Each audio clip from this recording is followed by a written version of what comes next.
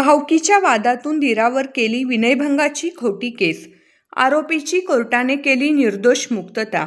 दौंड तालुक्यातील गाव वाळकी येथील आरोपी म्हणून थोरात यांच्यावर भावकीतील वैयक्तिक वादामुळे भावकीतीलच महिलेने विनयभंगाची खोटी तक्रार यवत पोलीस स्टेशन तालुका दौंड येथे दाखल केली होती. IPC कलम 354, 452, 506 अंतर्गत असे गंभीर गुन्हे दाखल करण्यात आले होते. यातील आरोपीची दौंड कोर्टातून निर्दोष मुक्तता करण्याचे काम ॲडव्होकेट अजित बनसोडे यांनी केले. याबाबत अधिकची माहिती ॲडव्होकेट अजित बनसोडे यांच्याकडून जाणून घेऊयात.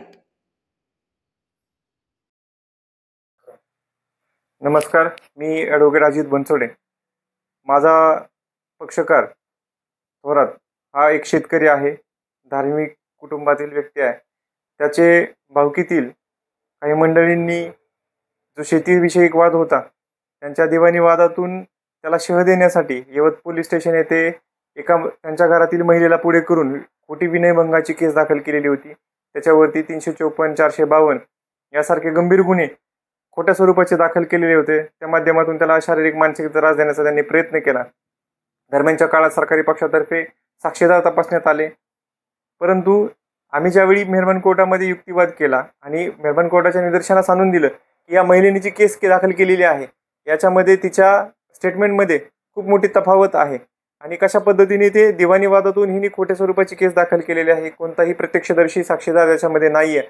या सगळ्या गोष्टी विचारात घेऊन कोणताही सबळ पुरावा नसल्यामुळे मेहरबान कोर्टाने सर्व साक्षीदार स्टिकअप असताना देखील या आरोपीची या गुन्ह्यातून खटल्यातून निर्दोष अशी मुक्तता केलेली आहे.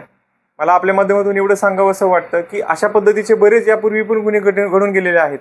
महिलांच्या संरक्षणासाठी जे कायदे केलेले आहेत, पोक्सो सारखे असतील, 354, 498 यासारखे महिलांच्या संरक्षणासाठी असणाऱ्या कायद्यांचा आजकाल दुरुपयोग होतोय.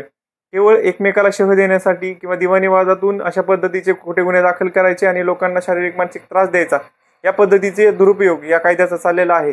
त्यामुळे या कायद्याचा जो काही महत्त्वाचा पर्पज आहे, महिलाचं संरक्षण करणं, हे बाजूला राहून त्याचा दुरुपयोग आज होतोय. तर हे होऊ नये यासाठी आपण सर्वांनी जागरूक असणं गरजेचं आहे, त्याबाबतची काळजी घेणं गरजेचं आहे.